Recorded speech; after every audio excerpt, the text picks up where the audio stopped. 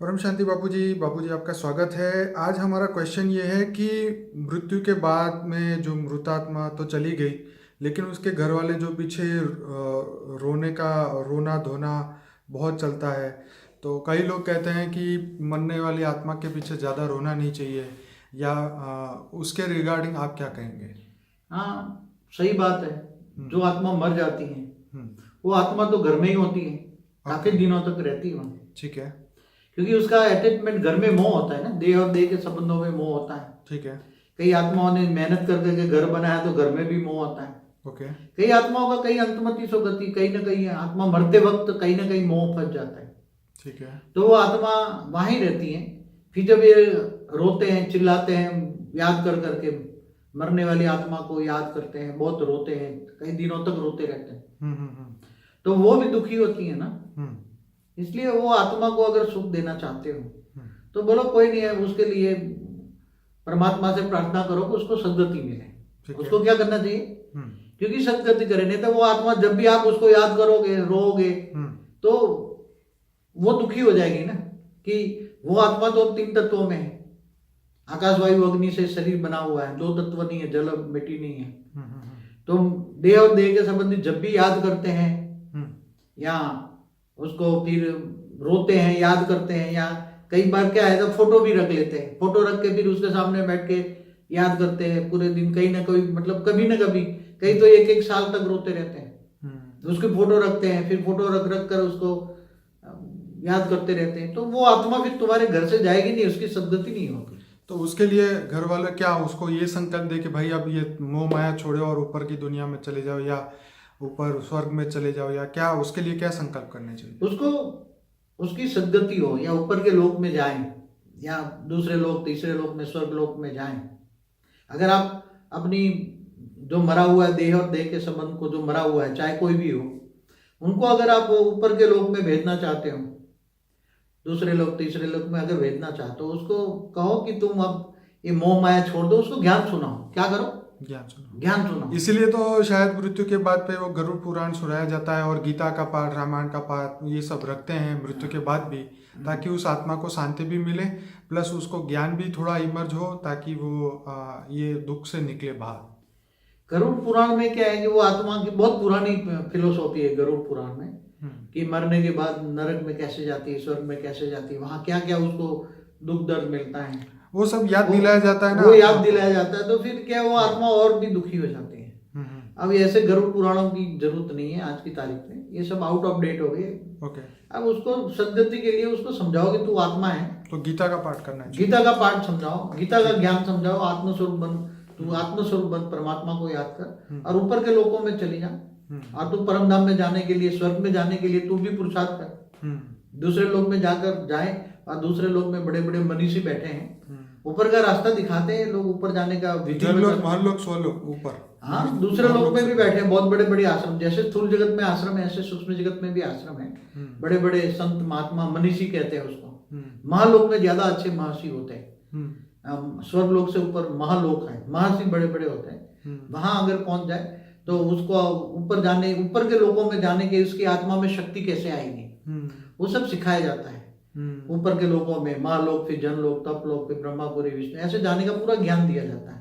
तो हमें मतलब मृतात्मा के लिए ये हमें प्रेयर करनी चाहिए कि भाई अभी तुम मोक्ष की प्राप्ति के लिए आगे बढ़ो।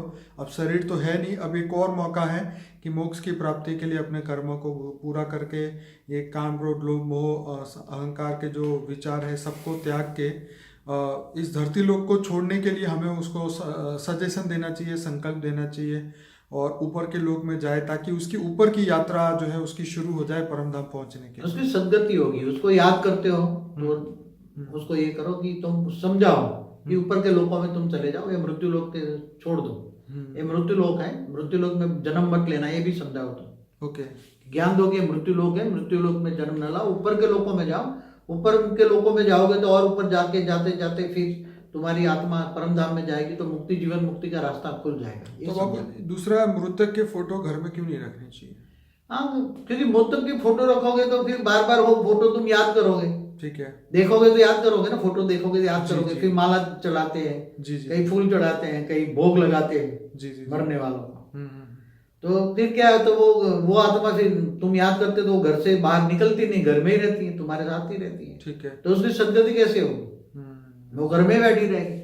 फिर धीरे धीरे अब तो तुम्हारे पास, तुम जो कहते हो नहीं, अगर तुम घर के अंदर उसके सिद्धांत के खिलाफ कोई भी तुम आचरण करोगे तो तुम्हें परेशान करेगी वो आत्मा। फिर वही आत्मा 2-4 महीना 6 महीना अच्छी रहेगी, मगर बाद में वो घर में बैठी है तो नहीं बोलती, फिर प्रेस करा के बोलेगी मुझे भोग लगाओ, ये लगाओ, मेरा ये करो, ये करो।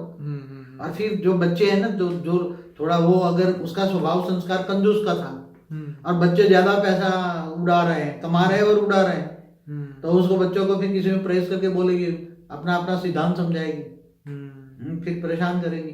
तो ऐसी किसी भी जो आत्मा के साथ कर्म, ये ड्रामा है, ये क्या है, एक नाटक देखते हो ना आप जी। तो एक नाटक धरती एक नाटक है, रंगमंच है।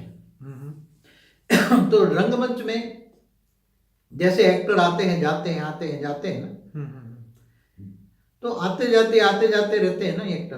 तो ये समझो कि भी हमारा कर्म बंधन था, अब उसको कर्म बंधन चुकते कर दो, उसको भूल जाओ तो कर्म बंधन चुकते हो जाएगा ना, नहीं तो कर्म बंधन फिर मतलब उसको अपने कर्मों पे छोड़ देना चाहिए कि भाई अब तुम आगे का अपना देखो, और हम लोग जो धरती पे हैं हम अपना कार्य करेंगे, हम अपनी मोक्ष के लिए काम करेंगे, आप अपने मोक्ष के लिए सोचो।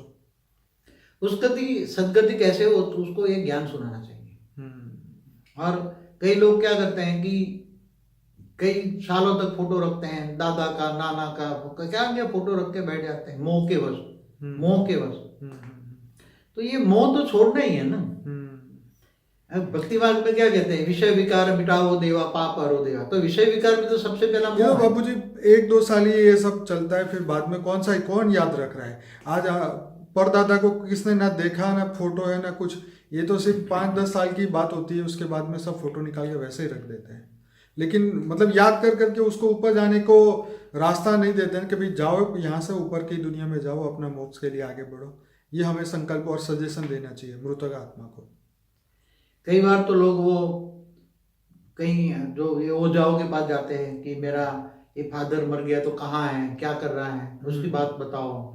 कई लोग कई संस्थाओं में भोग लगाते हैं, भोग लगा कर पूछते हो आत्माओं का क्या, अरे वो क्या जानेगा ये आत्माओं का क्या, वहां सदगति हुई या दुर्गति हुई, तुम्हारा कर्म उसके बारे में अब हमें पता करने की जरूरत नहीं है कि वो कहाँ है, क्या कर रहा है, और उसका डिटेल जान के आप करेंगे कि क्या समझ में एक तो आएगी नहीं बिलीव, क्योंकि वो तो अनबिलीवेबल वर्ल्ड है, सूक्ष्म जगत। तो ये स्थूल दुनिया के मनुष्य को तो सूक्ष्म दुनिया की बातें ना समझ में आएगी, ना उसको वो बिलीव कर पाएगा। इसलिए कई बार क्या है, कई आत्माओं को बुलाते हैं, कई लोग ऐसे विधि करते हैं ना, बुलाते हैं आत्माओं को। कई लोग बाबूजी हमारा कांटेक्ट इसलिए भी करते हैं कि भाई बाबूजी के पास दिव्य दृष्टि है, तो आप उनको बोलो कि हमारे इनकी अनसर्टेन डेथ हो गई थी, तो आप उनको जरा पूछो कि उनकी क्या इच्छा बाकी रह गई है। ये सब पूछवाते हैं मेन, क्या इच्छा बाकी रह गई थी या क्या वो चाहते हैं। अब ये सब चीजों का कोई मतलब है या नहीं है।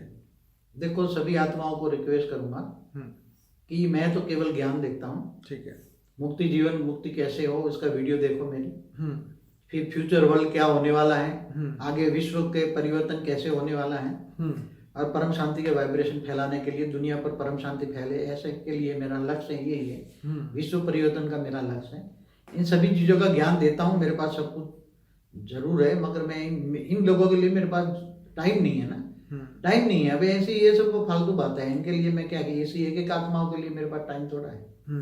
इसलिए ऐसे मेरे से एक्सपेक्ट ना करे, और ना कहूँगा ऐसे एक्सपेक्ट करे, वो उनको सदगति हो जाएगा, उसको करोगे उसकी सदगति हो जाए, बस यही रखो। बाकी तो जो करेगा सो पाएगा। आप अपने अपने सोचो ना, आप परमात्मा को याद करो ना, किसी देहधारी को भी याद करते हो, परमात्मा को याद करो ना, आत्मस्वरूप। कृष्ण ने भी अर्जुन को यही कहा था ना, जब वो युद्ध पे जा रहा था, तो बोला कौन मरेगा कौन जिएगा ये तेरी समस्या नहीं है अर्जुन, तू अपने कर्म कर। तो हमें भी अपने कर्म करने चाहिए, और जो जा चुका है ऑलरेडी उसको लिए हमें अच्छे संकल्प करें कि भाई तुम सीधे परम धाम जाओ और परम शांति को पाओ। यही हमारे उनके लिए भी ये लक्ष्य होना चाहिए। ऑलमाइटी का ज्ञान सुनो, ऑलमाइटी को ढूंढो, वही तो ऑलमाइटी, ऑलमाइटी का ज्ञान लो, सोचो समझो, और ऑलमाइटी से कनेक्शन योग लगाओ, आत्मस्वरूप बनो। तो आत्मस्वरूप तुम दूसरों का भी कल्याण कर पाओ। आत्मस्वरूप बनोगे तो आत्मा में इतनी पावर आएगी, इतनी पावर आएगी। ऑलमाइटी से डायरेक्ट योग होगा ना, योग माने कनेक्शन। तो पावर आएगी, तुम सभी इनका कल्याण करोगे, जो मर के गए हैं, देह और देह के संबंधों का भी कल्याण करोगे तुम, और तुम उनकी मुक्ति, जीवन मुक्ति का भी ज्ञान दो। तो हमारे वीडियो में मुक्ति, जीवन मुक्ति कैसे होती है, वो पूरा मोक्ष कैसे होता है उसमें। कई लोग ज्ञान देते हैं मगर वो क्या कहते हैं, तुम जो कोई भी धर्म आत्मस्वरूप का ज्ञान नहीं देता कि तुम कौन हो, तुम आत्मा हो, रूह हो, सोल हो, तो वो धर्म मैं समझता हूँ कि वो सही नहीं है। सबसे तो पहले कोई भी धर्म वाले या ऋषि मुनि जो भी हैं, धर्म संप्रदाय पंथ जो भी है, उसको पहले तुम आत्मा को समझाओ कि तुम कौन हो, कहाँ से आए हो, धरती पर क्यों आए हो, उसका लक्ष्य को समझाओ, और फिर बाद में परमात्मा का ज्ञान आता है। पहले खुद को जानो तो बाद में खुदा को जानोगे।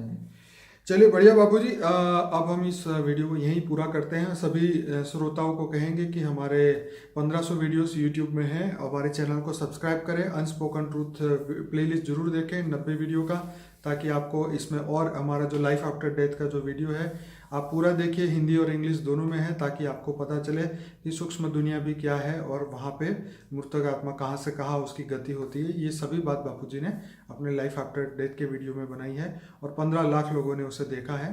तो आप सभी उसको देखिए, शेयर करें। परम शांति। और कुछ कहेंगे बापू? परम शांति। परम शांति।